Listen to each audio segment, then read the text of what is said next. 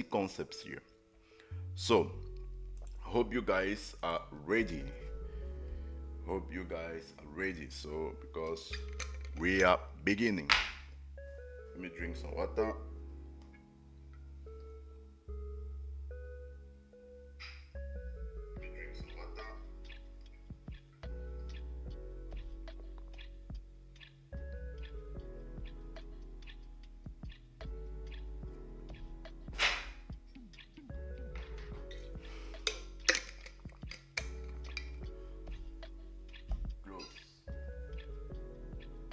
Okay, now let us start with the very first beginning. Variables and data types. So now in JavaScript so let me probably say everything that we're going to do here. So basically here we are talking about variable keywords, primitive type, reference type, and type coercion and conversion, Truthy versus Falsy value in JavaScript. So the first thing we're going to talk about is variable declaration. So basically we have three variable declaration words here. Keywords, var, let, and const. So var is function scope and can be redeclared, hoisted, and so on and so forth. So it's a old style and it should be avoided. Let is block scope and can be reassigned. Const is block scope also but cannot be reassigned. Basically it's for constant, but object and arrays can be muted. So the use case here is always prefer let and const for predictable scoping, because this guy can be hoisted, because the var can be hoisted and it's a very big problem. So now we shall see an example so that you guys can easily understand what I'm talking about here. So the first example here we're going to talk about is using this declaration stuff. So to declare a variable using var, the var keyword, we do like this. Let's say x, and we want to declare a number 5. So using the let keyword, we do it like this, 6, and using the const keyword. So basically const is used to declare variables that will not be changed in the code, in the code, that is constant. Let's say z is equals to, let's say 15. So that's how we declare variables in JavaScript. That's just it. Now let us try and see if I can can be reassigned.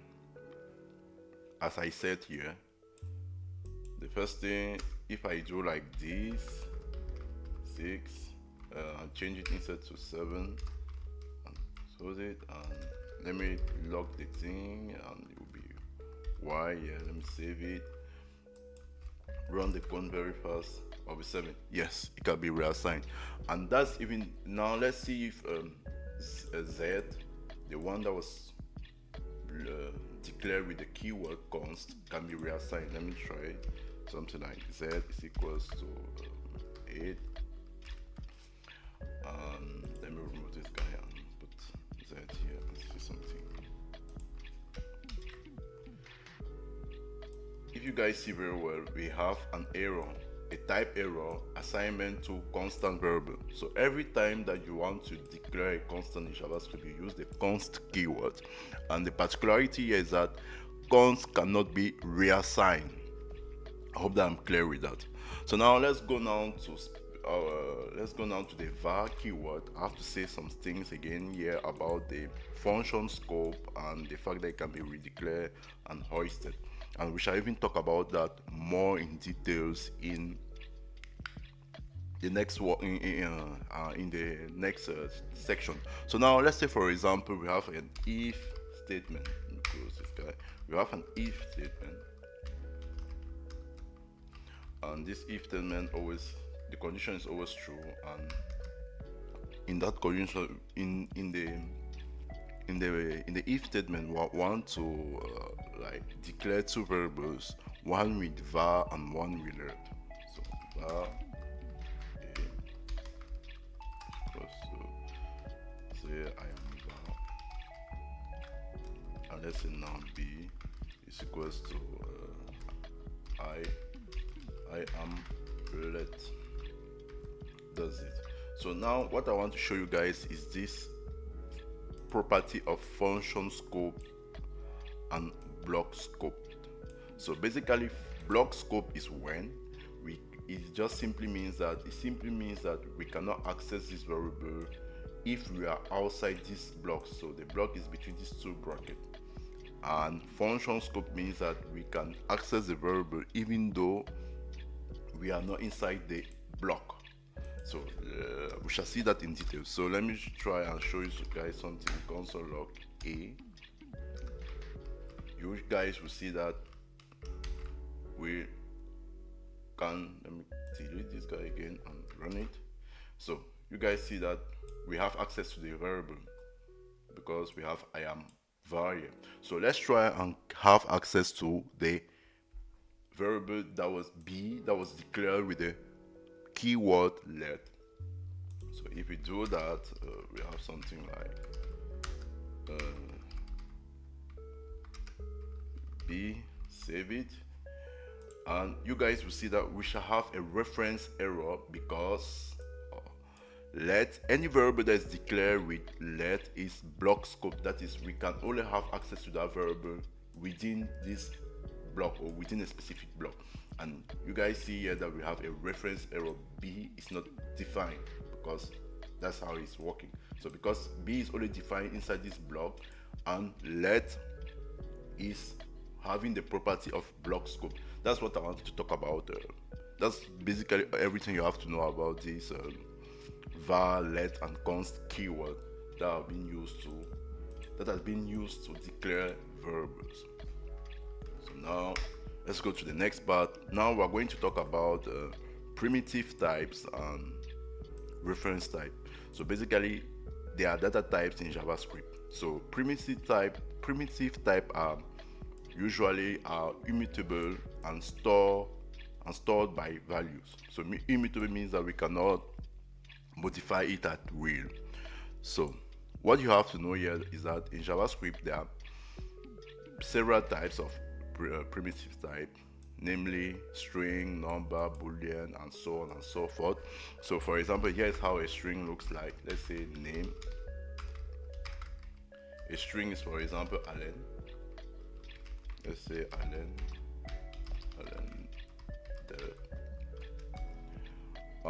for example, now a number may be age will be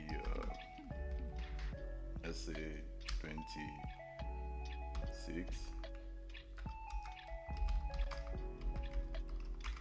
Let's say now let's try now have a boolean value. Say now, let's say for example the question is Alen a developer. Let's say true. Now the next thing we can do here for the null value, data type, primitive type, we can say for example let empty be equals to no. That's just it.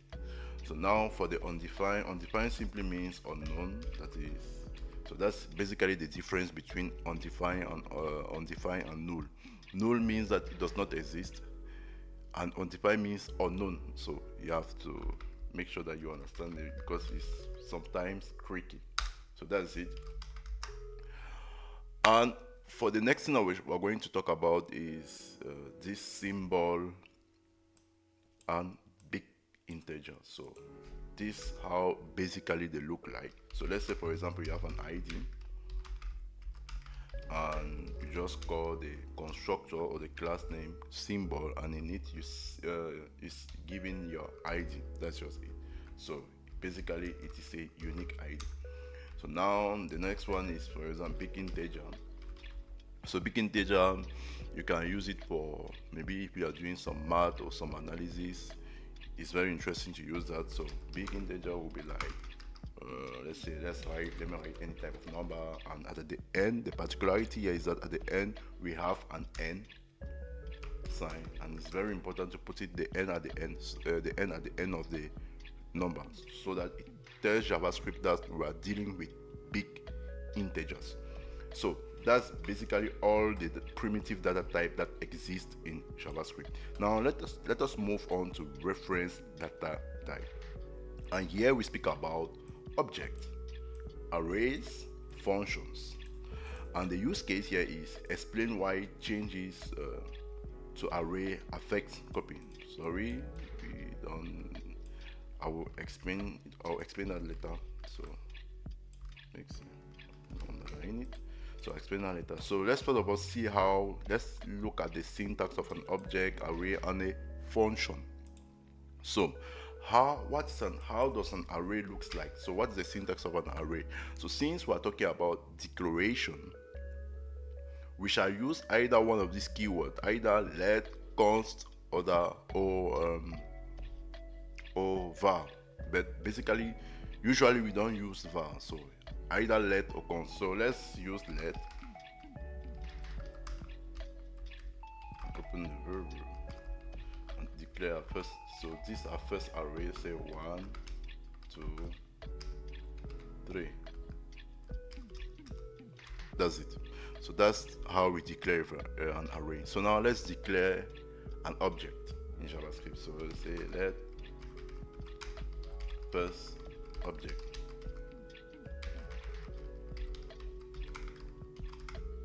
So say for example, an object is made up of a key and a value. So more precisely, a property and a value. Sometimes we confuse between property, key and property. So but normally it's property. So property and value. So here's the property here is name and the value here is Alen. The next thing we're going to do, we're going to declare a function. So to declare a function, we can use this guy, great, declare a variable. So to it, so it's a method to declare a function. So we shall talk about it in details in the next chapter. So that's just it. So now here are the various reference types in JavaScript: array, object, and function. Normally, if you want to declare a function again, you could basically do like this. So it has this format. But something interesting I want to tell you is that in JavaScript there are many ways to declare a function. So we shall see that in the next lessons. So here, for example, we have console log and let's say again hello.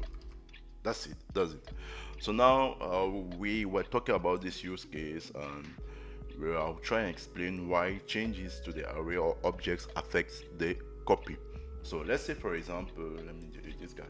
Let's say, for example, we have an array named array copy, and which is the copy of our original array. So now we have this array, yes, our original array. So let's redeclare and let's declare an array named array copy. Now what we shall do is that we created a copy of an array. So let's try and modify this copy and see if it will affect the original array. So to modify that, we shall use a simple function in JavaScript that we call push function. We shall see that in the coming chapters. So to do that is very easy. Array copy push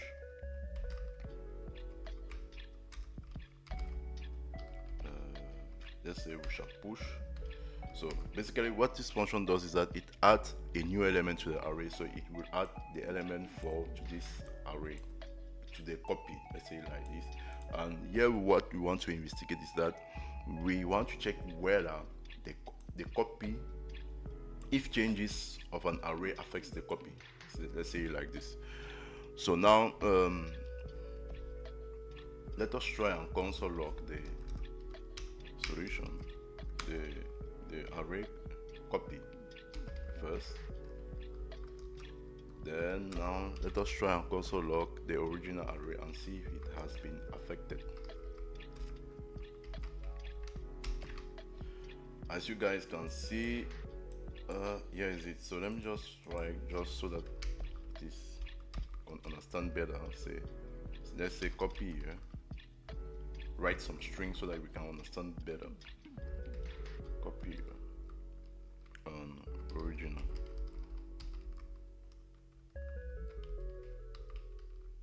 Okay, pardon, let me run it again.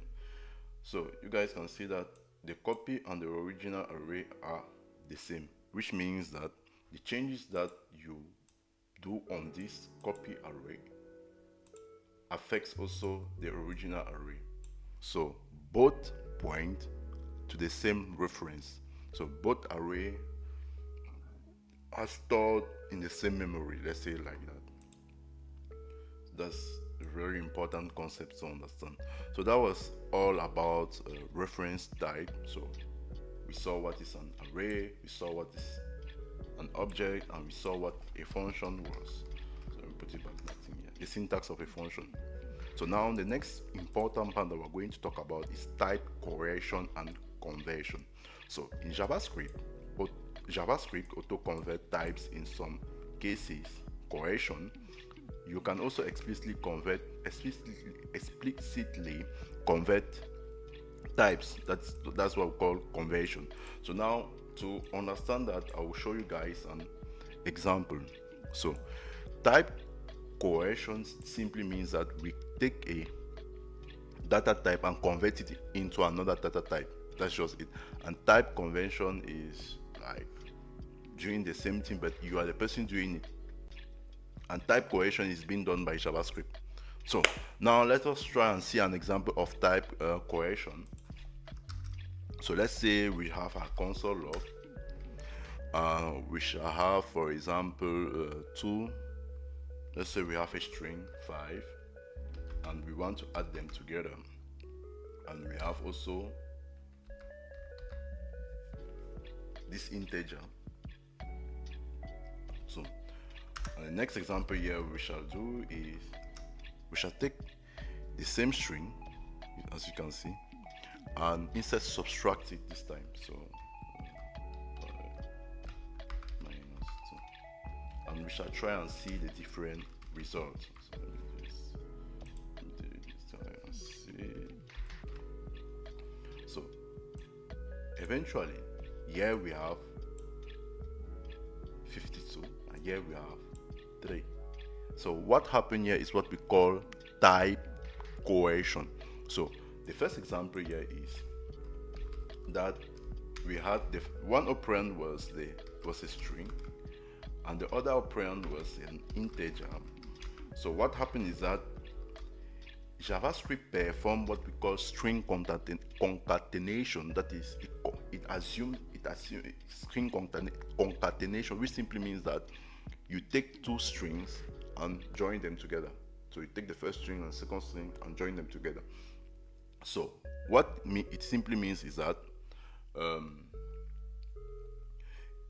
what it simply means is that type coercion occur here because this number, this to integer, was converted into a string. So, and since it was converted, so it was converted to a string. So we have the first string, which is 5 string, plus the second string, which is 2. So the fact that we are converting the 2 into a string, because 2 is an integer, so we leave from integer number, let me say it like that, number with integer. So we leave from number to string. So the fact that we're leaving from number to string is what we call type coercion. And since JavaScript converted 2 into a string, what he will now evaluate the whole equation and see that, okay, this operator, when this operator stands between 2 strings, that means that I should perform string concatenation. That simply means I have to combine the 2 strings together, and that's the reason why. So that's the reason why we have 5 and 2, number 52. Let me say that. So he took 5 and 2 and combined them together. So now that's what happened behind the scene. So now let's take now the second example so that you guys, let me explain it again so that you guys can understand. So now here what happened is that we have at the end a string. The first operand is a string, the second operand is a number, but the operator that is in between them is a minus sign. So what JavaScript does is, okay, he comes and analyzes the whole equation. He sees that the operand here is a string, the second operand here is a number, but he sees in the middle that the operator is a minus operator, and it wouldn't be intelligent, let me say like that, or it wouldn't be wise to convert this thing to a string, because string minus string does not mean anything in JavaScript. So the thing he will do is that he will instead convert the string here into a number. That's just it. So the 5 here will be converted into a number 5, and 2 is already a number, and what will happen is that he will evaluate now the new equation, which should be 2 minus 2, which should give us 3. So for these two examples, JavaScript perform what we call type coercion. That's just it. Type coercion simply means convert one data type into another data type. That's just it. So JavaScript is when JavaScript convert one data type into another type. Now let's see type convention. And type convention is basically means the same thing, but it means that we're living from one data type to another data type, but it's being done by us. So it's been done it's been done at our own will, by our own will. So now let's take another example. Let's say we have this console log, and let's call the number operator, the constructor of the number class, and with that constructor we want to convert a string into a number. So to do that, we simply take this string, let's say 42, which is a string. Let me remove this guy. It's a string. What I will do here is that I'll cut this guy, and I'll like simply declare a variable, let's say x, and say equals to the constructor having 42 as a string in his as argument. Let me say that. So now let's put x here, and you shall see that we have a type conversion, because if I run this thing, what will show here is a number. So let's say, for example, let me remove this guy again so that you guys can see exactly what I'm talking about here. So it's a number. So now to check that, we can simply use this type of, give you the exact type, and you guys see that the type here is a number. As you guys can see here, the type here is a number. So basically we converted a string into a number. So we can do we can do the other way around, so from a string to a number. And to do that is doing basically the same thing, but the only difference here is that we shall use the string constructor. So we shall take a number, we shall call the string constructor, pass in an argument, so basically an integer or a number, and the string constructor will give us as output in a string. So let's do it so you guys can see. So now say string, call it let's say 99, which is a number. Let's write here type of, so you guys can see. Let me delete everything here and run the code again. Let me save it. Always save it. If I don't save it, I will not be able to do that. So you guys can see here. Let me, for example, here, delete this guy, so there's no confusion. So as you guys can see, we have string. So type of help us to determine which data type the operator, so the thing that stands in front of type of has. So, and he clearly says that this thing or this term has the data type string. So so that is, we converted an integer into a string. So that's all for type coercion and type conversion. So that is very important. It's very important to know that in JavaScript. So the next the next thing we're going to talk about is truthy and versus falsy value.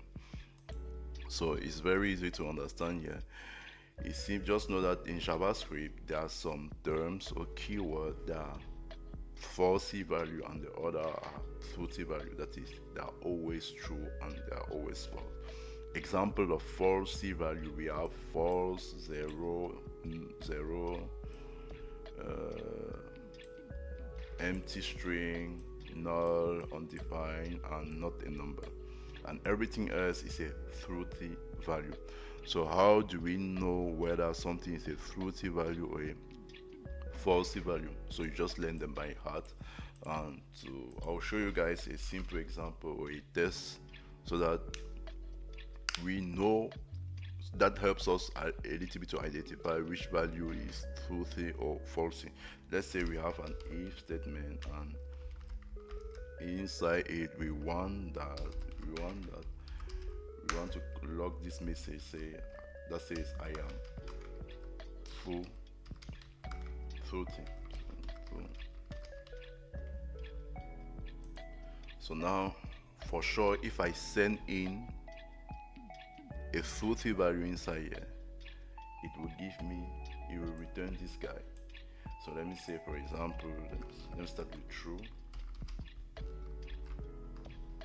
So what we shall have as output is I am a truthy value. So I am a truthy value. Let's take another thing. There are not that many truthy value. So let's say 1.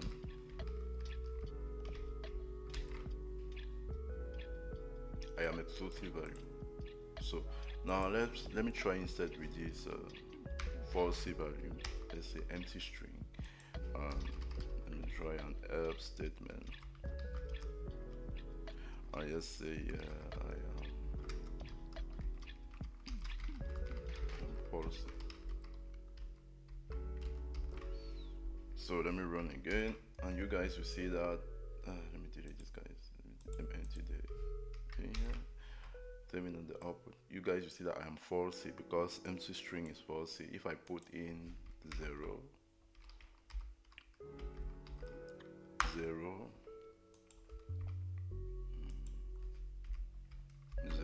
you guys will see I am falsy again. So that's it. So a trick that I'm using personally is that I just make sure that I know all the falsy values, because I know that anything that is not inside this set or inside this that does not belong to this set is automatically a truthy value. That's just it. So when we talk about truthy value, we talk about, as I said, false, NaN, not a number. It's very important. Talk about empty string, and we talk about 0, 0, null and undefined. All of these are truthy.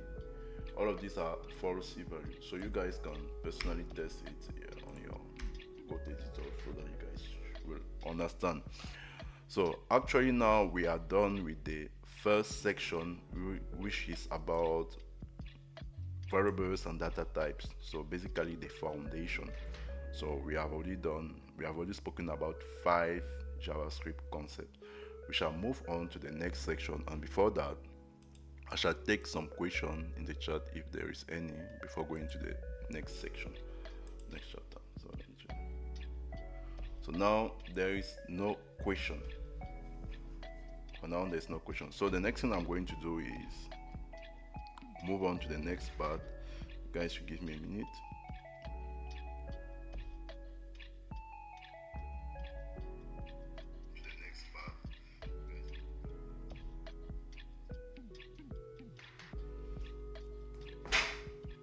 So now let's move on to the next part. operators and control flow. So operators and control flow are basically arithmetic operator, comparison operator, logical operator, ternary operator, if, else, and switch, and so on and so forth. So now we shall walk through all of them one by one. So the first thing we're going to talk about is arithmetic operator. So basically here we speak about plus, minus,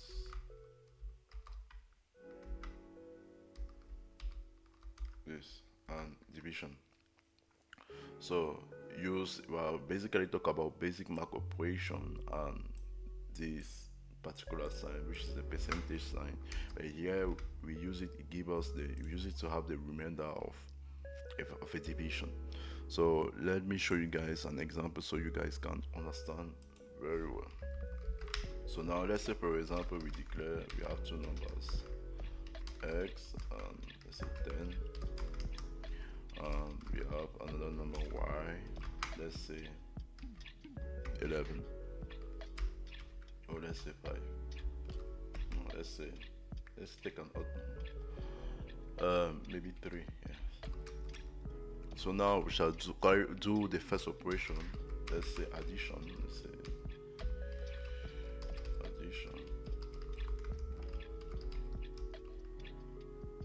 x plus y. Let's run the code. Normally the answer is supposed to be 13, so let me run the code. Yes, it's 13, so let me write here addition.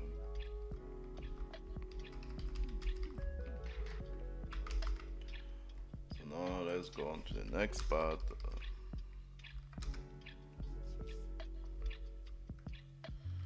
Now let's go to subtraction. I think it's like this.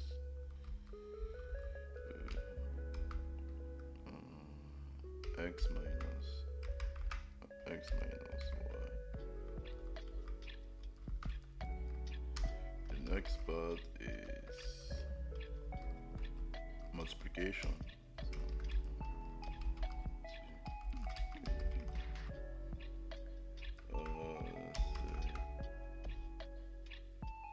X times y. The answer here is supposed to be 13. The other thing that we're going to do is division.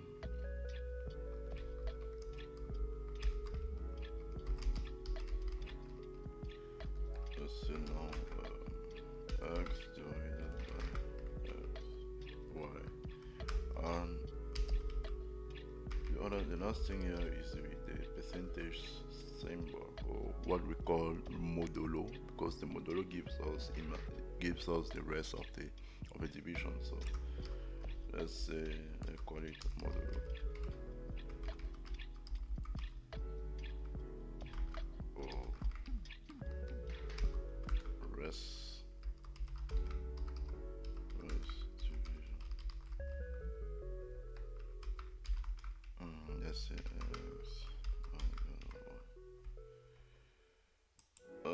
that's it. So normally let us save it and run the code. So here are the various answers. Addition, 10 plus 3 is 13. Subtraction, 10 minus 7 is 10 minus 3 is 7. 10 times 3 is 30. 10 divided by 3 is 3.333, so on. And 10 modulo 3 is remainder 1. So rest division is 1. So those are all the different types of equation of operators, arithmetic operators in JavaScript. So they are useful for active calculation, and moreover, this modulo operator is very useful to check whether we have an odd or whether a number is odd or even. So we shall speak about that in the next chapter. So now let's move on to comparison operators. So now comparison operators, we basically, in comparison operator, we basically speak about two things: double sign and the double equals to sign and the triple equals to sign. So normally this signifies the double equals to sign means loose equality and the triple means strict equality. And more precise, loose equality means allows type coercion, and we saw what type coercion is. Type coercion simply means converting one data type, living from one data type to another data type. And strict equality more precisely means you check for type and value. So basically what it means here is that once we use the strict equality operator, comparison operator, we both compare the type and the value. Whereas when we use the double equality, so the loose equality operator, we only compare the value. So here's an example to illustrate all of that. So let's say, for example, we want to add two numbers. We want to check whether two numbers are two things. Let me say that a two variable. Let's say x, which is a string. Let's say 5, and y, which is a number, but it's 5. So number 5. Sorry, and we shall try and see how do the strict equality and the loose equality works. How do they work? So now let's say we want to compare, we want to check whether this x, let's say x and y has the same value. Afterward, we want to check whether x and y both have the same value and also the same data type. So that's what we talk about. That's what strict equality does. So normally what happens here is that it will either return true or false.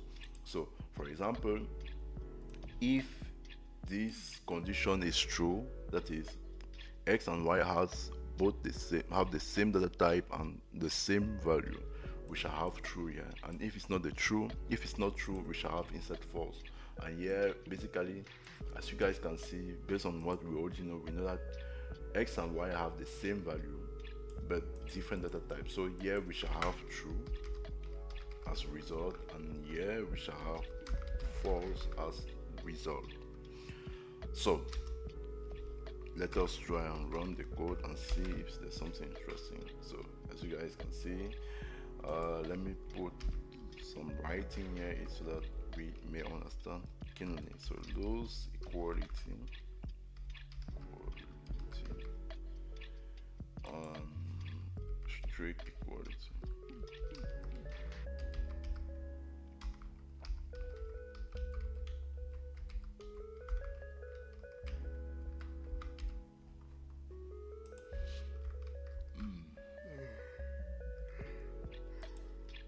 Let me clean up this, guys. So that's it. Loose equality true, strict equality false. So let's take a case where strict equality is true. Let me say, for example, let me do this guy. Oh, sorry. Let me say, for example, 5 is equals to 5. So we have here the same value and the same data type. So basically here what we shall have as result is true. Save it, delete this guy. So here is it, as you guys can see, it's true. So that was all what you need to know about the comparison operator. So on one tip that I can give you is that always use the strict equality so that you may avoid bugs because of type coercion.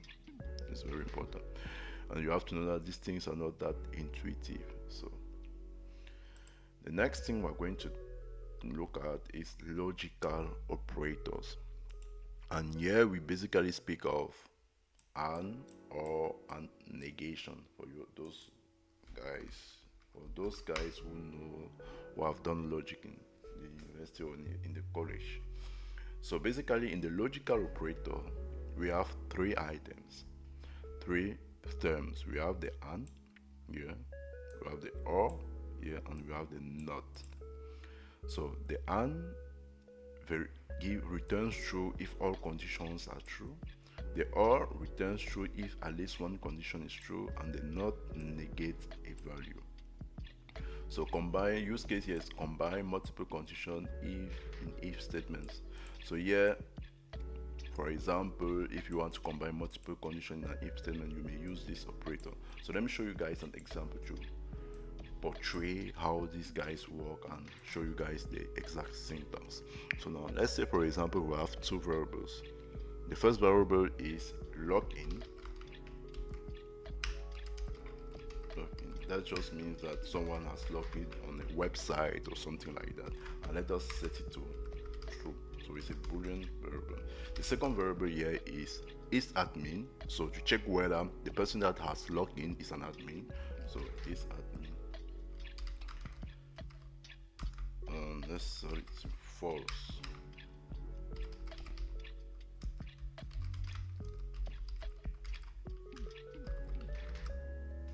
So now we shall use an if construct to check whether the person that have logged in is, if he's an admin, or and if he's an admin. That's just it. So you will check the first condition here is it an admin? Okay. The second condition here, has the person logged in? And to do that, we shall use a logical operator as connector. So we want to check, because to check whether if someone is an admin, the person has to first of all log in, and the person has to be an admin. And we use these two variables will help us contains those information. So we use this logical operator to let us understand it. So admin, and if it's true, what we shall simply do is that we shall just console log welcome admin. And if it's false is what can we say, maybe welcome or access limited, or welcome guest user or access limited. So welcome, let's say access limited. So normally, so that for this composition of term to return true, we need to, you guys should give me a minute, let me plug my charger.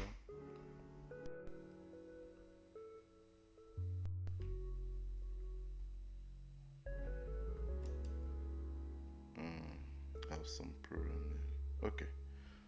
Okay, for this term to return true, both conditions should be true. So login should be true and admin should be true. And let us try and run the code. And you guys, you see we have access limited because admin is false. The personal log is not an admin. So let's use, for example, or save it, run the code. We have seen welcome admin because we have as output welcome admin because one of the conditions is true, which is precisely log in. So maybe let me use this not operator to negate the value. That is, since the value of admin is false, when applied the not operator on that value, what will happen is that we shall have true. So the not operator insert return the value, so the false into true, so to its opposite. So let me try and see. Input true here, and for example, let me use again this an operator, and you guys will see that we shall have welcome admin, because when we were using the an operator here, we had access limited. So but we you need to try this variant with the not operator so you guys can understand better the syntax of all these logical operators. So let me run the code. We have welcome admin. Let me run it again. We have welcome admin, and that's just it. So we have welcome admin because these two conditions are true. So login is true and not admin is also true. So that's all what you have to know about logical operators in JavaScript. The next step we're going to look at is the ternary operator. Very important in JavaScript. So I don't know if any of you guys have a question, so let me just check the chat.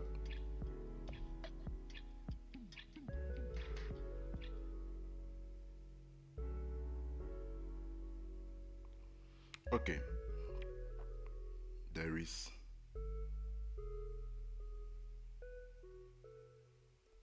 So there is no question, so let us move on. Let me drink some water, please.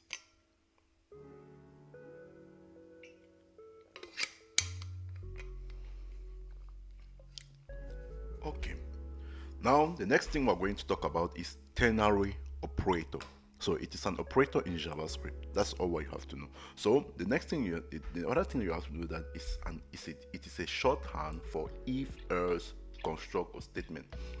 So it is simply a clean one-line conditional for sometimes user interface rendering. So we shall see that maybe if I do a tutorial on React, you shall see how we use ternary operator to do things very neatly. So now to understand how the syntax of this ternary operator works, let's take an example. So the first, let's just declare a variable age. So we want to check whether this variable O and a certain age is an adult or a minor. So let's say declare variable age and we call it, let's say we give it the value, let's say 60 years old. I don't think there's anyone 60 years old in this life, but if you are there, I'm really happy that you are there. So now we want to know whether age is either an adult or a minor. So to do that, we simply declare another variable called status. In this variable, we are going to store the answer. So now we shall use now the ternary operator to check that condition. So to check whether age is a minor or an adult. To do that, we simply take age. That's it. We say if it's greater than or equals to 18 years old, followed by a question mark. It's very important because it belongs to the syntax of the ternary operator. So followed by question mark, and after that we have this sign, these two dots, and we have the first, let's say first case 1, and second case 2. That's just it. And let me log very fast the result.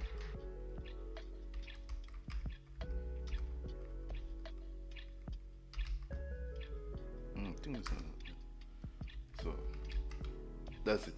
So now the syntax of the ternary operator, as I said, is that we have the condition here, and we have the first case and we have the second case, which simply means that this question mark checks whether this condition is either true or false. So if it's true, it will give back the first case, and if it's false, it will give back the second case. And anytime that you want to use a ternary operator, ask yourself, what is the condition and what are the two possible cases that can occur depending on whether the condition is true or false. I don't know if you guys are understanding. So now the first case here, eventually, if the person age is greater than or equals to 18, it is the person is an adult, or the age is an adult age, or it belongs to adult. And whereas if it's false, what we need to do here, let me tell it here, it simply says that the second case, which is a minor. So if the person is less than 18 years, strictly less than 18 years old, and let me try and just run the code, and you guys will see that we have adult here. If I change the value here and put like 15, we shall have minor here, and so on and so forth. So that's how we use ternary operator to how can I say, to simulate or to check conditions. Let me say that, to check conditions and make sure to check conditions, or to check whether a certain value respects a certain number of conditions. So as I was saying here, ternary operator is a shorthand of an if-else statement. So let me show you guys quickly the if-else alternative of this ternary operator. So here it will be like the condition will be age is greater than or equals to 18, and the first line, the first case will be, if it's true, we have adult, and if it's false,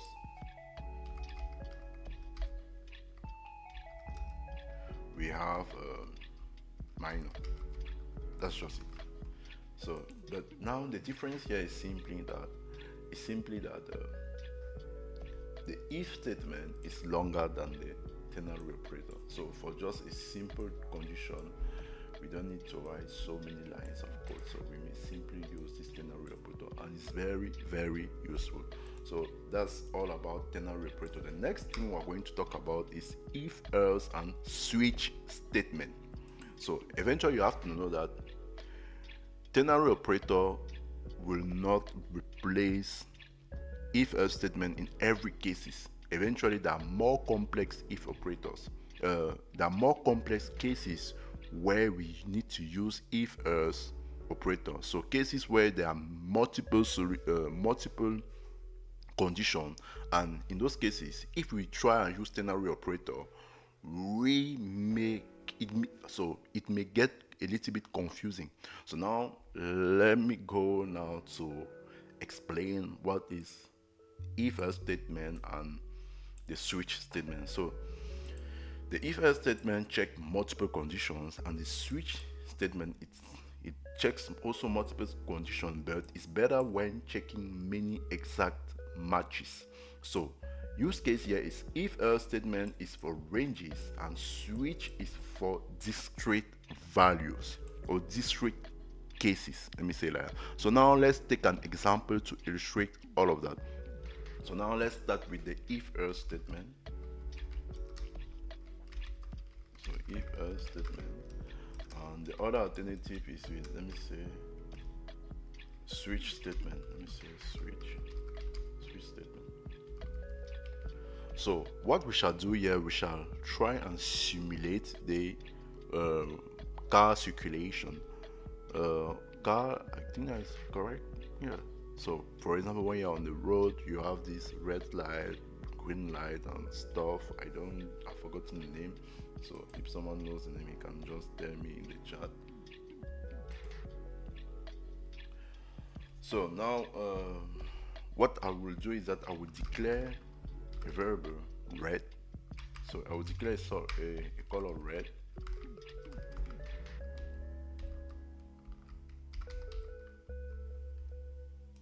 So now we shall use the if case statement.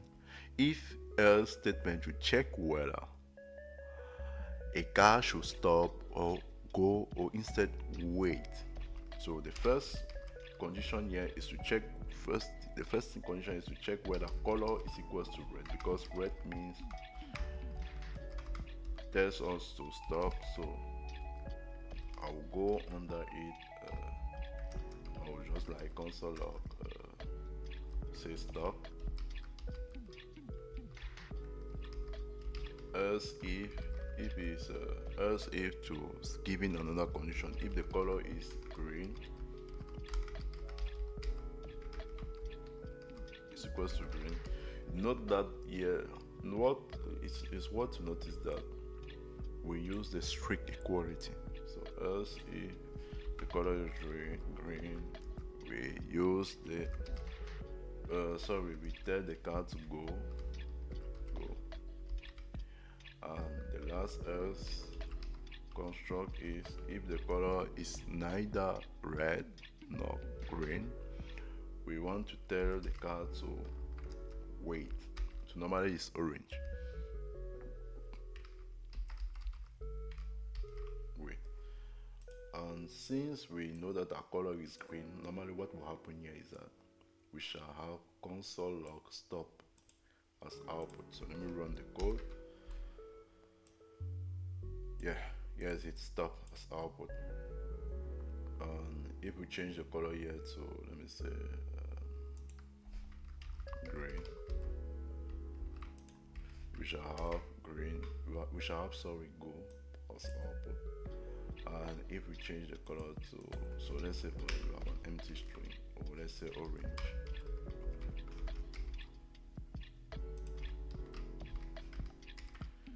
we shall have wait. So that's how the if else statement is working, and it's very important to use it. So now let's go on to the alternative with switch. So let's replicate this, but instead with another syntax using the switch statement. So let me try let me declare another color. Let's say color, so, and let's say it's green. Let's say it's green. Let's say it's green. No, let's say it's yeah, green. Let us say it's green. So now, how does the syntax of the switch statement looks like?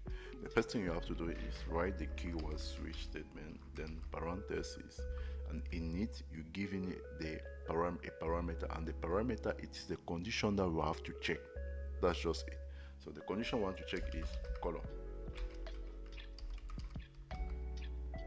So the parameter we want to check for is righteousness, or to check whether it fulfills certain condition is color. So the first thing, we take the first case, two dot, and normally after the first case we're going to say first case we check whether color is equals to red. If it's true, what will happen is that we console log eventually stop. The second case here is if color is equals to green. So normally there's an error here, that's not how we write variables. Green, let's say is equals to green. Put these guys here. What we shall console log is wait. Go, yeah, that's it. And the last case here is the default case. So default.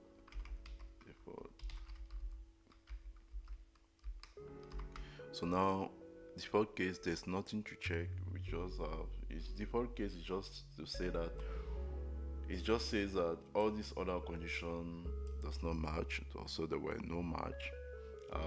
If there is no match, you should simply go on to the default case, and what you should do there is simply log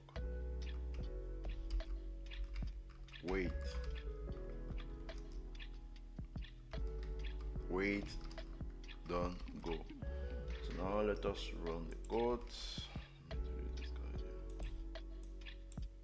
here. As you guys can see, let me remove this one. Yeah, let me comment this guy out so that it's clear. Let me delete. So we have go and wait. So normally what you have to do here is, so normally you have go and wait. Normally it's supposed to just give you one case. So normally it's supposed to be only go, and there's a particularity that I want to talk about here. that justify the fact that we have this type of result.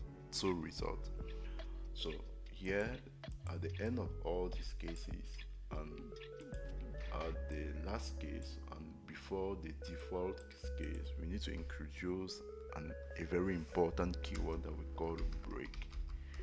So when we introduce break, what will happen is that after going all through this, and if there is a match, we shall simply break out of the switch statement. That's just it. And if I run it, I shall have only go as code. So maybe let's change this to red and see what we have.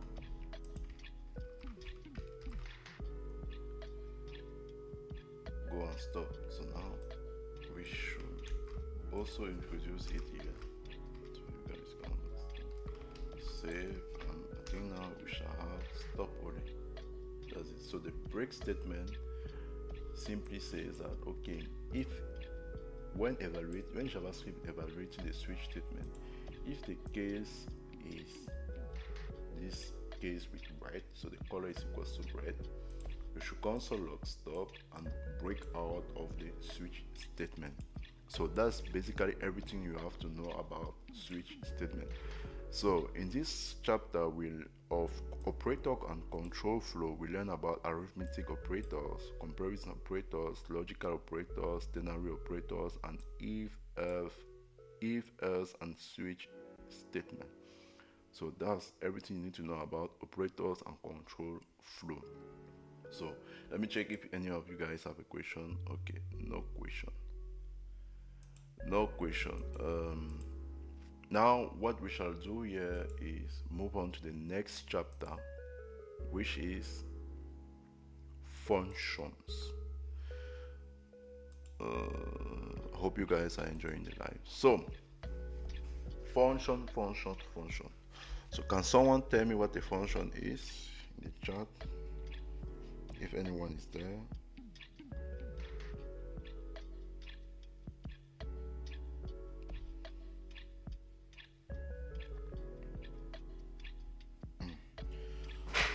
So now let me drink some water.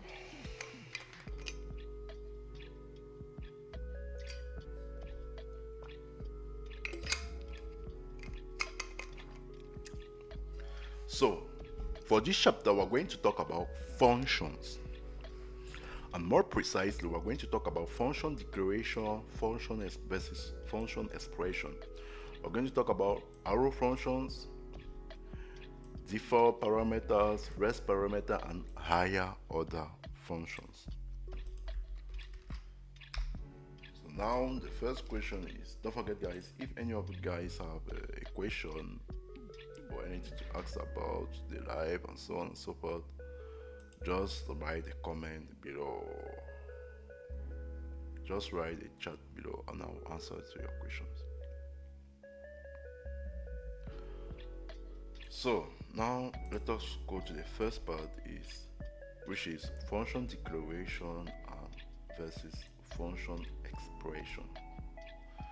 So declaration simply means name and hoisted and can be used before define, and expression means stored in a variable and not hoisted. And the use case here is declaration is for utility and expression is for inline conditional logic. So now let me show you what is the syntax of function declaration and function expression. So function declaration looks like this. So we have a function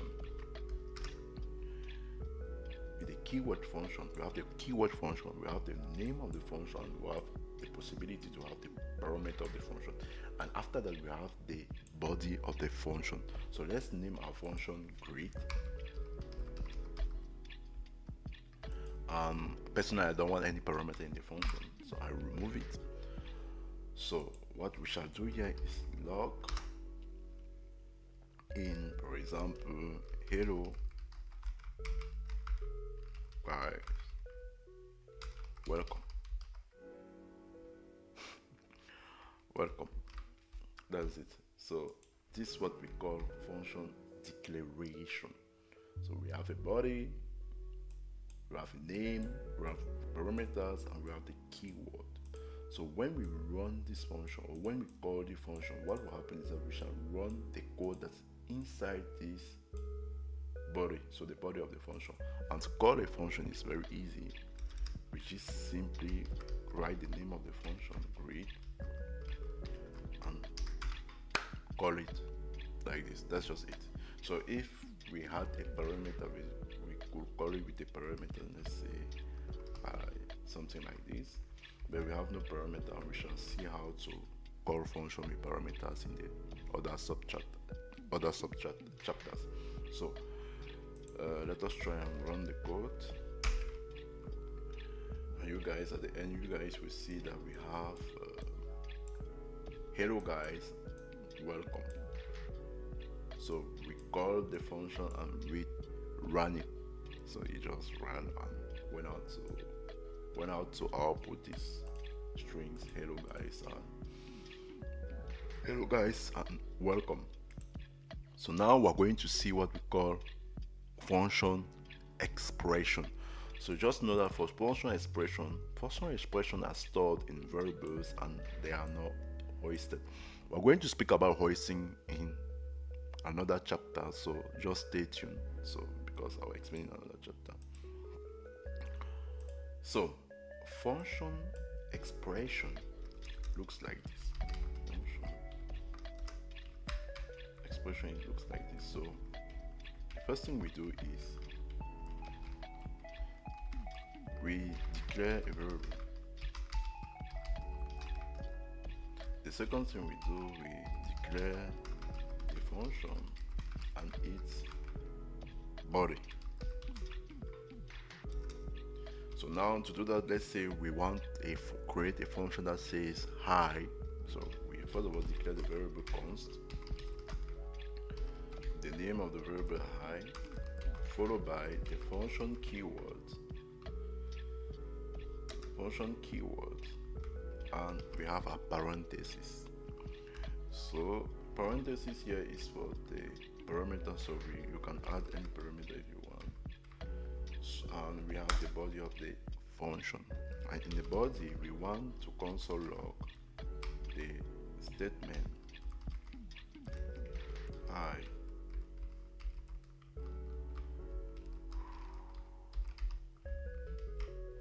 hi. And how do we run a function expression? So how do we run function expression? It's very simple. It's just the same as create function declaration. So you just take the name of the function followed by the parentheses. That's it. And if I run the code, we have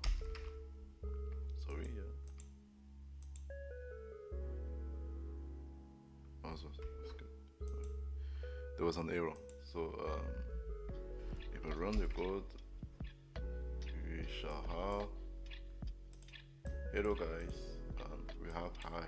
So for the function expression. So basically those are the two types of way to write function in JavaScript: function declaration and function expression. Now we shall move on to arrow function. I don't know if any of you guys have already heard of an arrow function. So an arrow function is a shorter way to write function. So they don't create their own Ds. Instead, they inherit Ds from the surrounding scope. We call it lexical binding. We shall talk about lexical binding in the coming chapters, so don't mind. So this makes them very useful in callbacks function like maps, filter, and set interval. We shall also see them in the coming chapters. So now the question is, how does an arrow function looks like? So an arrow function is basically like this. So let me first of all show you guys how a regular function looks like. So let's say a function expression. So let me say we create a function to add two numbers.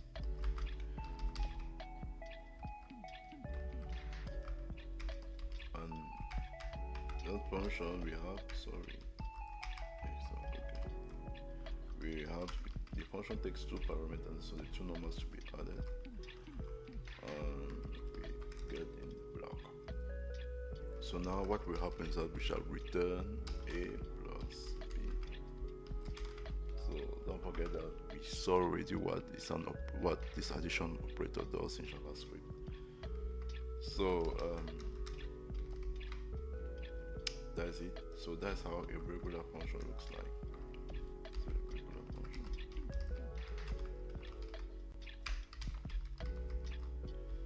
So now let's see how an arrow function looks like. So an arrow function looks like this. So we first of all declare a variable. Let's call it @arrow. So I just say @arrow so you guys can make the distinction between a regular function and an arrow function. The next thing we do, we take two parentheses which will represent this part of our regular function. So normally we just delete this guy, delete this guy, delete this guy, and delete this guy. So we take the parameters a and b, and we take a plus b. So we basically say that take this parameter and add them together. So with consideration of this parameter, operate to run the lines of code that are inside this next part of the, so that line that's on the other side of the arrow. That's just it. That's just it. So now let me try and run the two different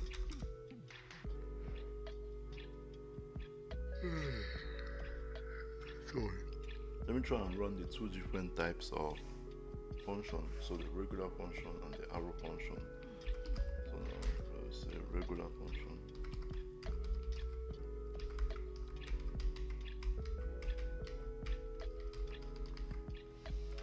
We call the code let's say 5 and 2. 5 and 2.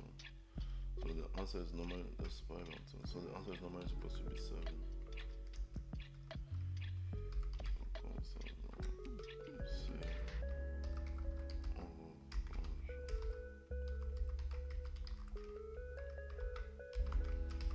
@arrow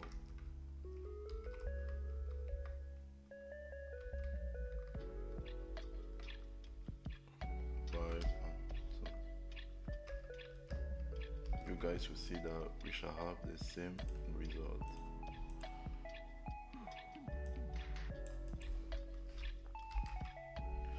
So regular function 7, arrow function 7. So that's how we use arrow function in JavaScript, and it's very important, especially when you want to start programming in React. So the next thing we're going to talk about is default parameter. So the first question you have to ask yourself is, what is a parameter? A parameter is the value that we add, that a function takes. That's just it. So let me just try and show you guys on the whiteboard what I'm talking about.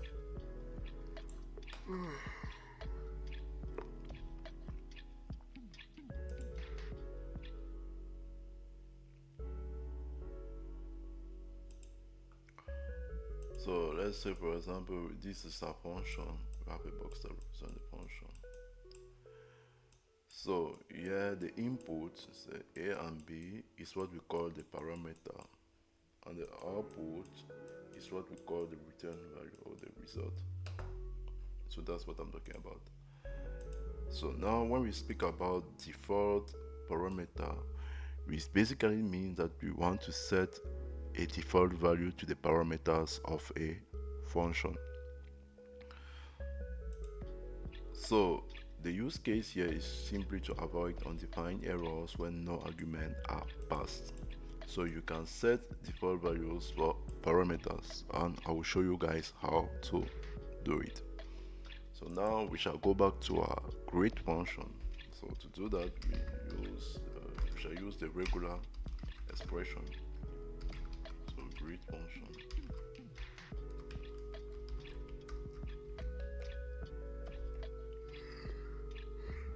In there we shall pass in a parameter name, and in the body what we shall do is we shall log in a console. We shall log in a text which says with the help of template dictionary which says hello, and we shall call the variable or the parameter name. That's just it. So let me run this function. Read. So read. And if I call the function, let me say okay, let me call the function without giving it a parameter, and let me call a function and give it a parameter. So let us have two cases. Yeah, let's say hello Alen.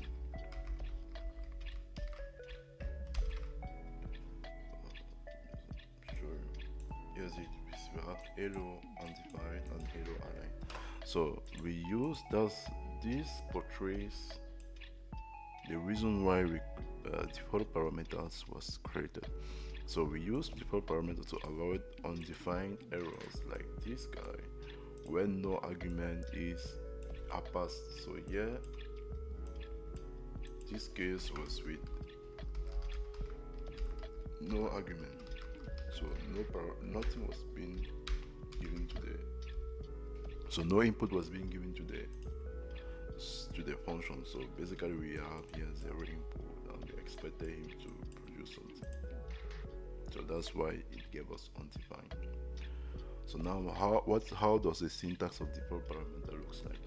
It's very simple. You just go into the parameter and use your assignment sign and giving a value. So just take name as a variable and assign it a value, say the value Alen.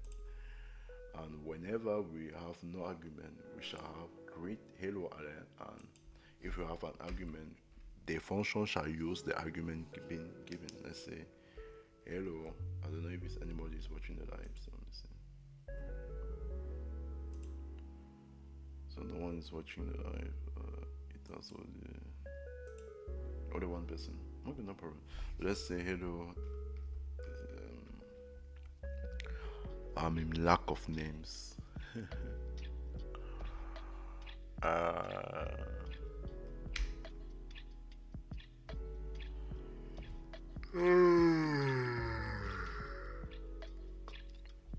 Let's say hello Bridget. Hope that I spell correctly the name.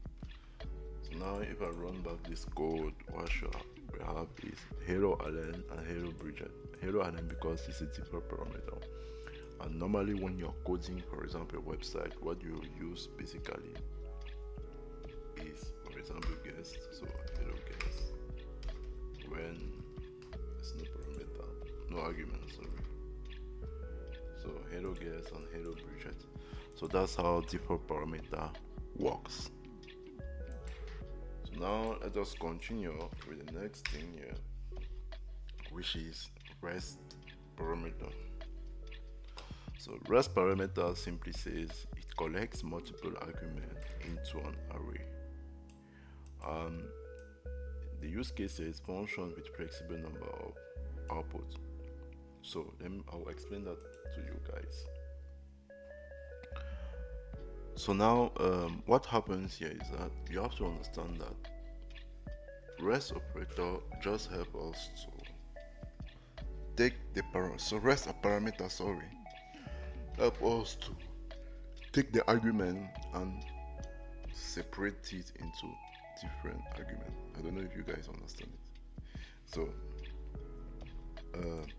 it collects multiple arguments into, it helps us to, it takes the argument and collect it into an array. Yes, that's it. So combine it into an array. Let's say we have an array of numbers, an array that takes the sum. That's sum in numbers. Let's say we have a function that sum numbers like this, and eventually it needs to take two arguments. Let's say a and b as usual. Let us return. So it needs to take two parameters. When calling the function, the input is argument, and when declaring the function, the input is parameter. It's very important. So now the return value here would be a plus b. So this function sums two numbers.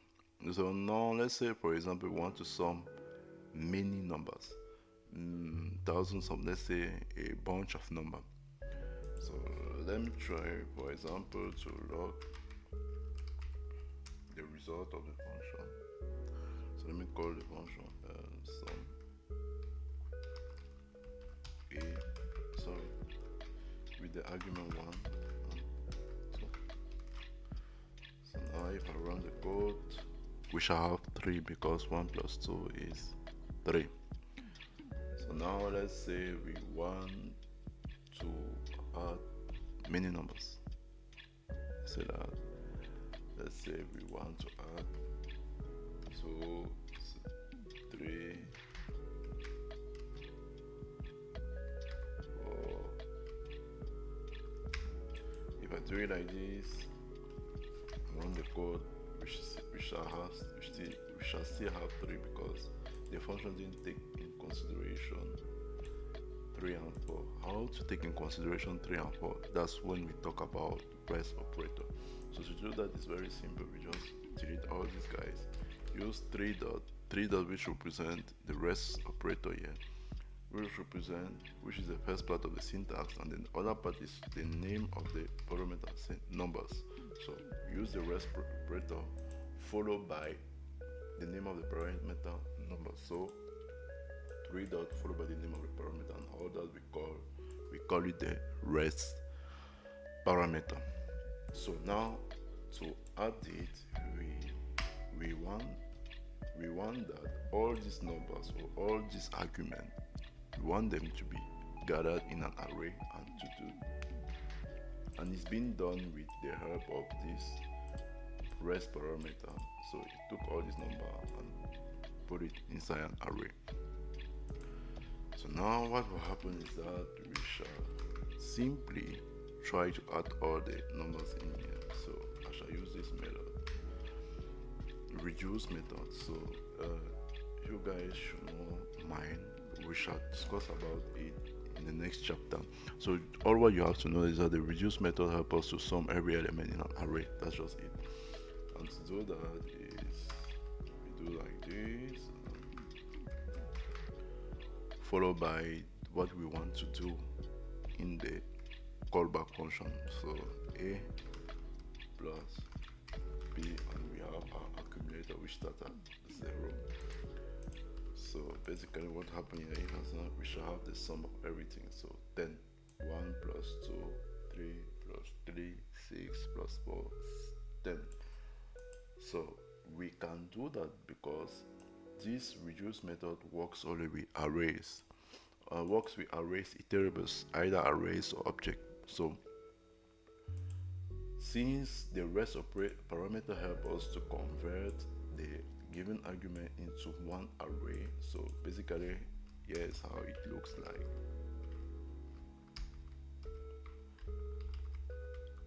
We have 1, 2, 3, 4.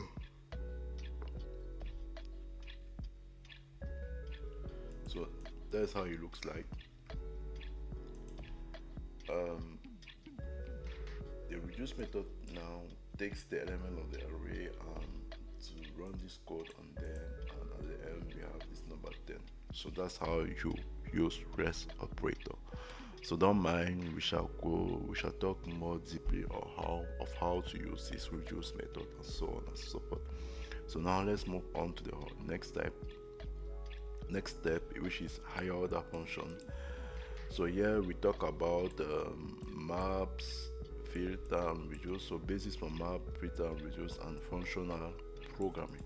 So functions that take other functions as argument or return function. So a higher function simply takes, let me delete everything here. So we have a function here, it's a higher order function. So it takes as argument or parameter another function f of x and give an output. Or the other possibility is that it takes an argument, let's say a and b, and returns a function. That's just it. That's how you have to perceive higher order function. And now here is an example to see how it works. So now let me say this guy. So as we said, a higher order function takes a function as an argument. So now let me show you how to do it. So let's say we want to create a function that means with the name apply twice. So function apply twice. So now as parameter we shall have a value and a function. So don't forget that we are trying to create a higher order function, value and function. So what we want is that we want our function applied twice to return a function, since it's a higher order function. So let's say function is a function. The spelling here is not correct. It's a function. Now inside it we shall call function again, but with the value.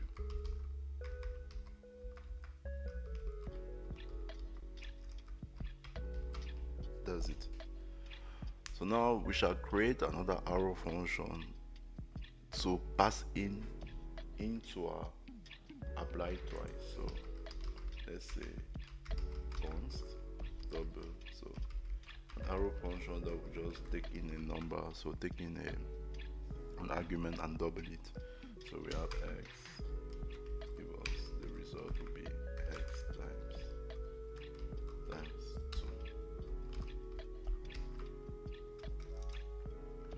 So now let us call our function and see the result.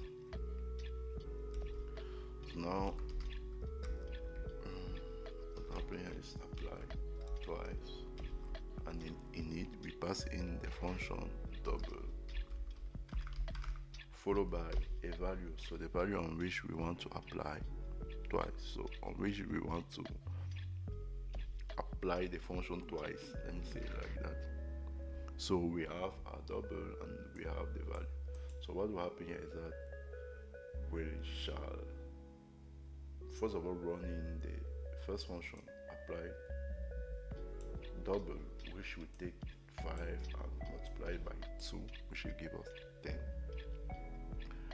And secondly, since we are returning, because here we have a function of a function, so the first part we return 10, the second part taking the argument 10. Since we are using the double function, it shall return 20. So let us run the code and see the result. So we have 20.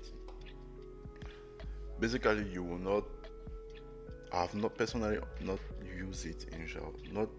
I've not that used it many times. So it has not been many times that I've used this, applied this way of writing higher order function. But to know the structure, how it works, is very important, because you have to, it is the same structure that is being used in map and filter function method. So we shall see how it looks like in the coming chapters. So guys, we are done with the third part, which was about function. We spoke about function declaration and expression, arrow function, default parameter, rest parameter, and higher order function. I don't know if any of you have a question. If yes, leave it in the comments below or leave in the chat below. So the next part we're going to talk about is, and more important here, is that we have already spoken about 15 JavaScript concepts. So now let us go on to the next part, which is scope and execution.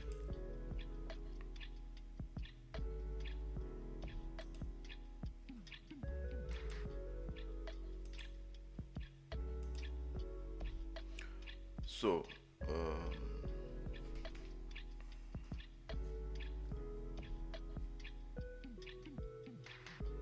check something.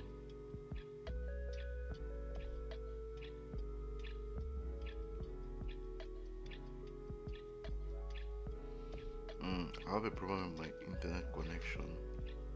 We shall continue later. So let's say we shall continue maybe at 4. Yeah, maybe 4 or 5. Yeah, maybe 4 or 5.